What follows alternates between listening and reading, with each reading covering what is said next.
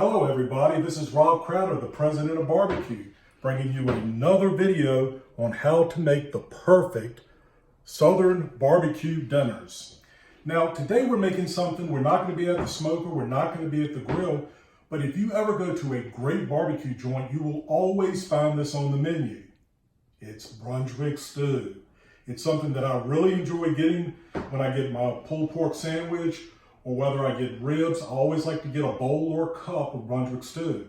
It is even better if they have hush puppies. Hush puppies and Brunswick Stew are excellent together.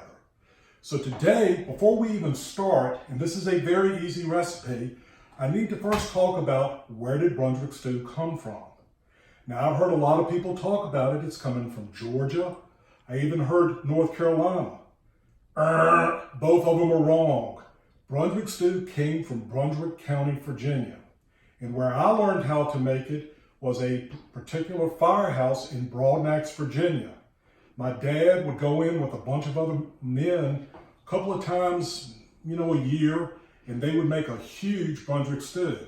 Now, what volunteer fire departments do in Southside Virginia is it's a money raiser for them. They have these huge pots that make anywhere from 200 to 225 quarts of stew at a time. Now, back when I was growing up, they were about $2.50. Today, they can get anywhere from $7.50 to $10 a quart. So you do the math on that, that's a nice fundraiser for them.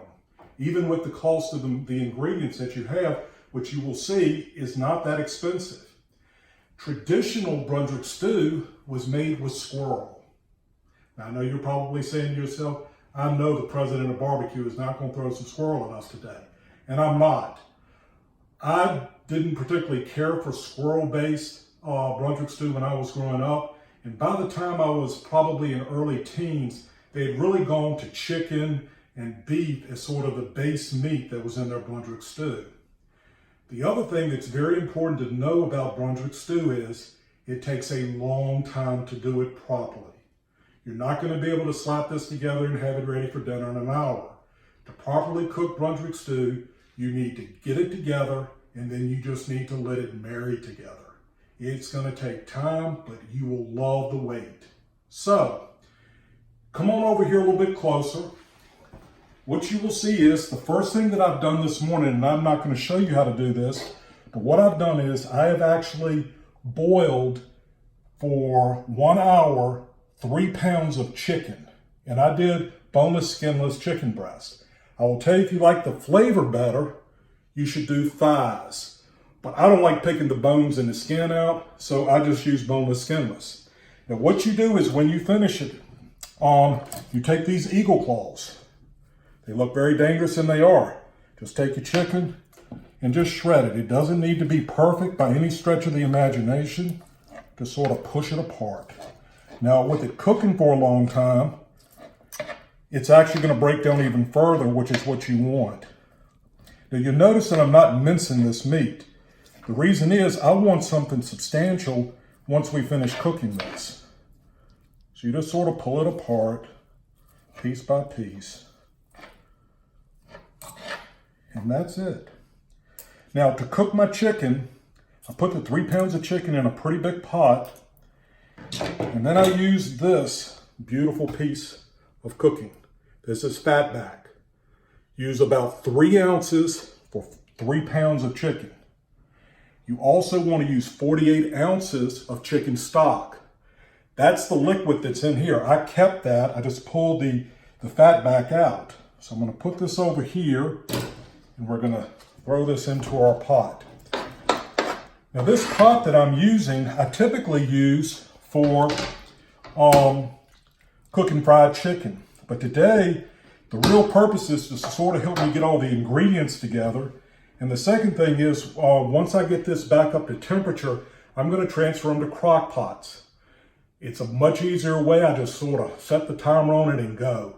Do whatever I want to. Now, if you're outside and if you've got this pot or even a bigger pot, you're going to need to man it because this stuff will stick in the bottom. Okay, so the first thing we're going to add to our stew is this is about 2.5 pounds of cut up potatoes. These are about the size that you would have in a very nice potato salad. So we're just going to add these in. The second ingredient, this is about 2 whole yellow onions that I've chopped up about the size what you would expect to see on a hot dog. Throw those in. Now, when you first start cooking this, these onions are going to rise to the top. Over time, they're going to sort of incorporate throughout the entire mixture. The next thing I'm going to add are baby lima beans. And you're going to notice they're the frozen type. I didn't have any from a garden to put in. This is 32 ounces. You can put anywhere from 28 to 32 ounces in. I like butter beans in my stew, so I'm going to actually put the whole bag in.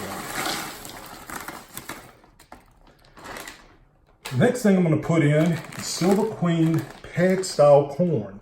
And you'll see it's corn kernels there. And these are both frozen.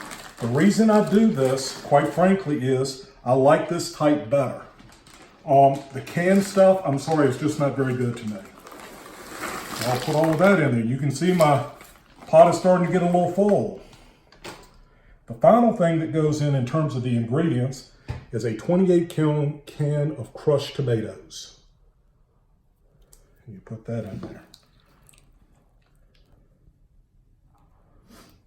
there. Now, the key to a Brunswick stew is the spices. Now, back when I was going down to the firehouse and washing it, there was one gentleman there named You're Right, and he was basically in charge of the spices. This recipe was passed down in his family from one fireman to the next, to the next, to the next. Now, I could be a jerk about it and not tell you what it is and let you try to figure it out yourself, but what he would do is he would come in with something that looked like this. It is a bag of a bunch of different spices. And when the thing started cooking, he would open up his bag and he would simply pour it in there. We'll try that again.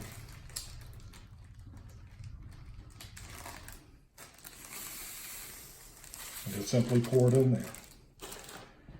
Then you sit and start stirring this up.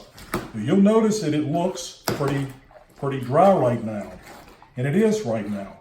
And you can add more chicken stock. I probably will add more chicken stock to sort of get it a little bit more liquefied. But you can see down in the bottom, there's your liquid.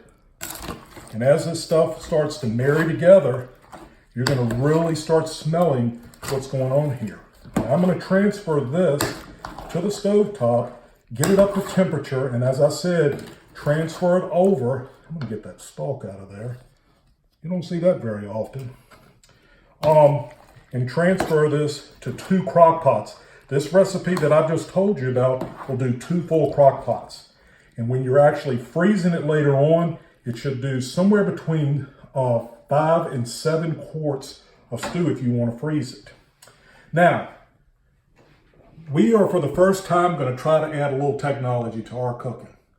This is very antiquated the way we're going to do it, but I don't know of any other way till I learn how to use the editing software. So, what I've done is I've printed off a recipe for 1 serving of this. So this is, what I did is I doubled it.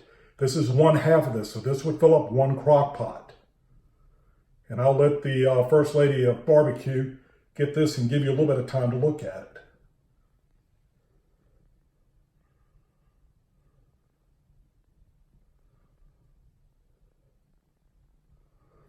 Now at the very bottom, you can see the instructions on how to do it if you were going to cook it on top, outside on a stove top or something like that. Again, if you have the ability to use crock pots, use it. You just sort of put it in there and you don't have to worry about it anymore. It doesn't stick and it just sort of does its thing. Okay, well this has been another video in the cooking of Southern food, and in particularly barbecue and barbecue type items. I hope you and your family enjoy this. And I did want to point out, this is a design that my daughter did for me for Father's Day. As a President of Barbecue t-shirt, we are eventually going to start, once we set up our webpage, we're going to start selling these. And I'm only trying to get the cost out of it. I'm not going to try to make a profit out of it. And as a matter of fact, if I do make profits, it will be given to the American Heart Association. That is something the First Lady and the President both support very much. So again, this is Rob Crowder, the President of Barbecue, and please come back.